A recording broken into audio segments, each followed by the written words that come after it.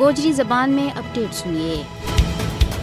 بھارت کا غیر قانونی زیر قبضہ مقبوضہ جموں کشمیر میں کشمیری عوام نہ ایک لمبا عرصہ دے بھارت کی ریاستی دہشت گردی کو سامنا کرنا پی رہی ہے۔ جب دے بھارت کے اندر ہندو انتہا پسند مودی سرکار کو ٹولو برسر اقتدار میں آیا ہے، بھارتی اور کشمیری مسلمانوں کی زندگی عذاب بنا دیتی گئی ہے۔ مودی حکومت کشمیری عوام کا جذبہ آزادی نہ دباؤن کے واسطے ہر ایک اربو استعمال کر رہی ہے۔ کشمیری عوام نہ ہر طرح کا حقوق تے محروم کرن کے واسطے قابض بھارتی فوج نہ ہر طرح کا اختیارات دیتا گیا ہے۔ متنازع علاقہ میں آج بھی ایسا کڑا قوانین نافذ ہیں کہ اس مہذب جمہوری دور میں ان کو تصور بھی نہیں کیا جا سکتا۔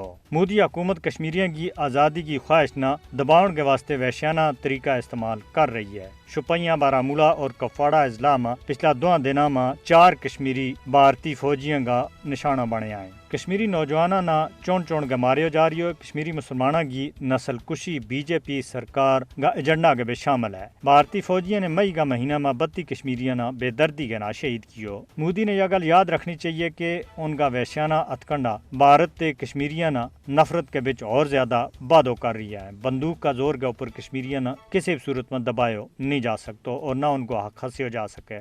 بھارت حکمران کا جنونی ہندوتوا سوچ کا وجہ دے آج کشمیری تنازع جڑا ہے وہ مزید الجھتا جا رہی ہو۔ یہ حقیقت ہے کہ کشمیریاں نہ جب تک مارنا بند نہیں کیا جاتا اس وقت تک جنوبی ایشیا میں امن قائم نہیں ہو سکتا۔ خطہ کی حالات خراب ہوتی رہیں گی اور تنازع کشمیری عوام کی خواہشات کے مطابق جب تک حل نہیں کیا جاتا۔ بین الاقوامی برادری نے مقبوضہ کشمیر میں جاری اس قتل عام پر خاموشی ترک کرنی چاہیے اور کشمیر کی غیور عوام بھارت کی ریاستی دہشت گردی اور مودی سرکار کی غیر سامانیہ کے باوجود حق خود ارادیت کے واسطے اپنا جائز جدوجہد جاری رکھا ہوا ہے۔ مقبوضہ کشمیر میں بھارتی حکمرانوں کی رسوائی نوشتہ دیوار ہے۔